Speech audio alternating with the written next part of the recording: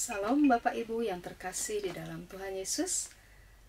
Hari ini kita akan kembali mendengarkan firman Tuhan yang terambil dari Matius 10 ayat 16 sampai dengan 33. Namun sebelumnya mari kita berdoa terlebih dahulu.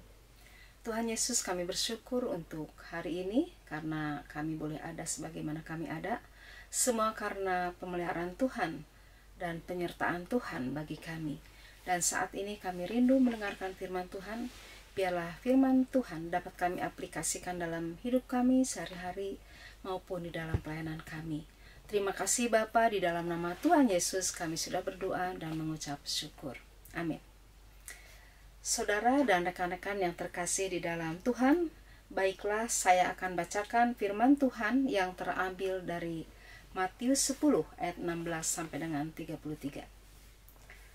Ayat 16, lihat aku mengutus kamu seperti domba ke tengah-tengah serigala. Sebab itu hendaklah kamu cerdik seperti ular dan tulus seperti merpati. Tetapi waspadalah terhadap semua orang, karena ada yang akan menyerahkan kamu kepada majelis agama, dan mereka akan menyesah kamu di dalam rumah ibadahnya. Ayat 18, dan karena aku, kamu akan digiring ke muka penguasa-penguasa dan raja-raja sebagai suatu kesaksian bagi mereka dan bagi orang-orang yang tidak mengenal Allah. Apabila mereka menyerahkan kamu, janganlah kamu khawatir akan bagaimana dan akan apa yang harus kamu katakan, karena semuanya itu akan dikaruniakan kepadamu pada saat itu juga. Karena bukan kamu yang berkata-kata, melainkan Roh Bapamu, Dia yang akan berkata-kata di dalam kamu. Ayat 21, orang akan menyerahkan saudaranya untuk dibunuh, demikian juga seorang ayah akan anaknya, dan anak-anak akan memberontak terhadap orang tuanya dan akan membunuh mereka. Dan kamu akan dibenci semua orang oleh karena namaku, tetapi orang yang bertahan sampai pada kesudahannya akan selamat. Apabila mereka menganiaya kamu dalam kota yang satu, larilah ke kota yang lain. Karena aku berkata kepadamu, sesungguhnya sebelum kamu selesai mengunjungi kota-kota Israel, Anak Manusia sudah datang. Seorang murid tidak lebih daripada gurunya, atau seorang hamba daripada tuannya. Cukuplah bagi seorang murid jika ia menjadi sama seperti gurunya, dan bagi seorang hamba jika ia menjadi sama seperti tuannya. Jika tuan rumah disebut Beelzebul, apalagi seisi rumahnya. Jadi janganlah kamu takut terhadap mereka, karena tidak ada sesuatu pun yang tertutup, yang tidak akan dibuka, dan tidak ada sesuatu pun yang tersembunyi, tidak akan diketahui. Apa yang kukatakan kepadamu dalam gelap, katakanlah itu dalam terang, dan apa yang dibisikkan ke telingamu, beritakanlah itu dari atas atap rumah. Dan janganlah kamu takut kepada mereka yang dapat membunuh tubuh, tetapi yang tidak berkuasa membunuh jiwa. Takutlah terutama kepada Dia yang berkuasa membinasakan baik jiwa maupun tubuh di dalam neraka. Bukankah burung pipit dijual 2 ekor seduit? Namun seekor pun daripadanya tidak akan jatuh ke bumi di luar kehendak Bapamu. Dan kamu, rambut kepalamu pun terhitung semuanya. Sebab itu janganlah kamu takut, karena kamu lebih berharga daripada banyak burung pipit. Setiap orang yang mengakui aku di depan manusia, aku juga akan mengakuinya di depan Bapakku yang di sorga. Tetapi barang siapa menyangkal aku di depan manusia, aku juga akan menyangkalnya di depan Bapakku yang di sorga. Demikian firman Tuhan yang telah dibacakan. Bapak, Ibu, dan Saudara yang terkasih di dalam Tuhan Yesus, perlu kita ketahui bahwa perikop ini atau ayat 16 sampai dengan 33 tersebut tentu ada hubungannya dengan ayat sebelumnya. Dan ternyata ayat sebelumnya berbicara tentang Yesus mengutus ke-12 murid. Dan tentunya ayat ini berhubungan dengan itu, yaitu berisi tentang nasihat Yesus kepada murid-muridnya ketika murid itu diutus. Bahkan bukan nasihat saja, tetapi Tuhan Yesus menceritakan bagaimana gambaran atau medan yang akan mereka alami ketika diutus untuk memberitakan kerajaan Allah.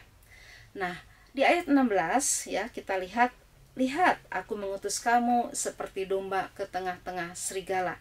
Sebab itu hendaklah kamu cerdik seperti ular dan tulus seperti merpati. Rekan-rekan yang terkasih di dalam Tuhan Yesus, Ini adalah pernyataan Tuhan Yesus kepada murid-muridnya. Dan tentu ini juga berlaku bagi gereja di masa sekarang, yaitu kita sebagai alat Tuhan untuk memberitakan Injil kepada orang-orang yang belum mengenal Tuhan. Nah, sebagaimana dikatakan di ayat 16, ya, bahwa ya ini mengandung arti bahwa di dalam memberitakan Injil kerajaan Allah tentu ada konsekuensi ya yang akan kita terima. Ada konsekuensi yang akan kita terima, di antaranya sebagaimana yang disebutkan di ayat 17. Orang-orang mungkin akan menyerahkan kita kepada majelis agama. Kemudian juga di ayat 18 dikatakan bahkan kita mungkin akan digiring kepada penguasa, kepada pemerintah. Demikian juga di ayat 21, ya, bahkan mungkin saudara kita sendiri juga akan menolak apa yang kita beritakan. Ya, bahkan mungkin kita akan dianiaya oleh keluarga kita sendiri. Dan kemungkinan lain di ayat 22, kemungkinan kita akan dibenci oleh semua orang karena nama Yesus.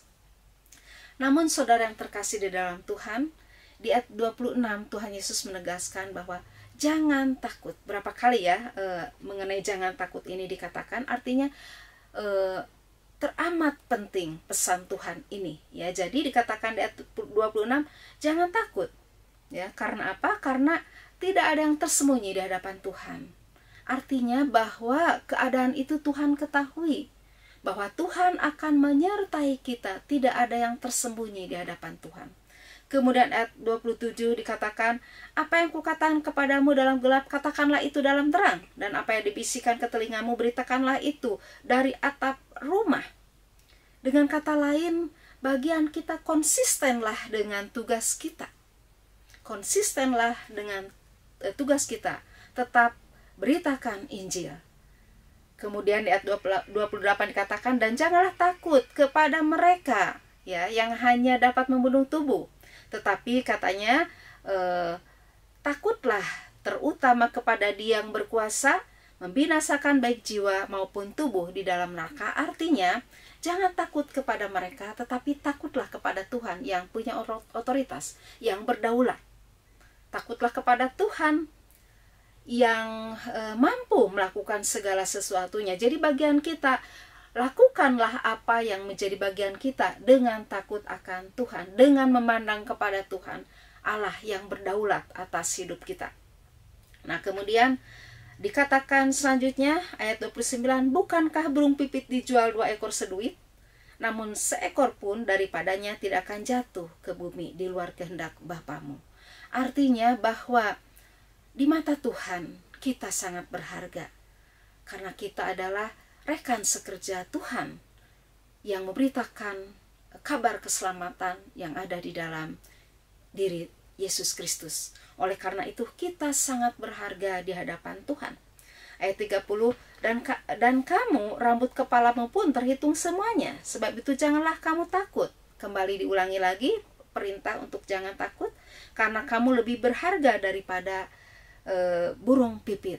Ya, jadi dalam hal ini Tuhan menegaskan supaya kita konsisten terhadap panggilan kita. Jangan takut bahwa semuanya dilihat oleh Tuhan. Jangan takut bahwa Tuhan berdaulat. Jangan takut bahwa pemeliharaan Tuhan luar biasa atas kita, karena kita berharga di mata Dia, karena kita adalah rekan sekerjanya.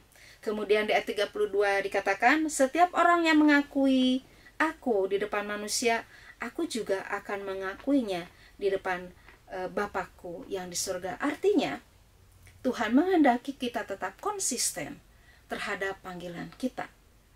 Karena kalau kita konsisten terhadap panggilan kita, yaitu berani memberitakan keselamatan yang ada di dalam Yesus, maka kita pun akan diakui di hadapan Bapa yang di surga.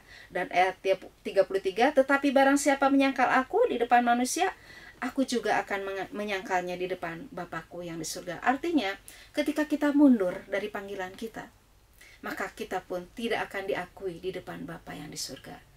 Rekan-rekan Bapak Ibu yang terkasih di dalam Tuhan, tentu ini sangat menghibur kita, menguatkan kita, supaya kita tetap konsisten di dalam panggilan kita.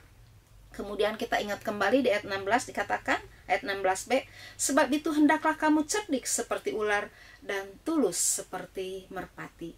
Dalam pelaksanaan panggilan itu, bagian kita tentunya kita harus bijaksana, harus berhikmat, supaya nama Tuhan tetap dimuliakan dalam pemberitaan kita, dalam segala tingkah laku kita, dalam segala apa yang kita ucapkan, dalam segala apa yang kita sampaikan kepada mereka. Ingat bahwa kita harus bijaksana dan kita harus berhikmat dalam melakukannya.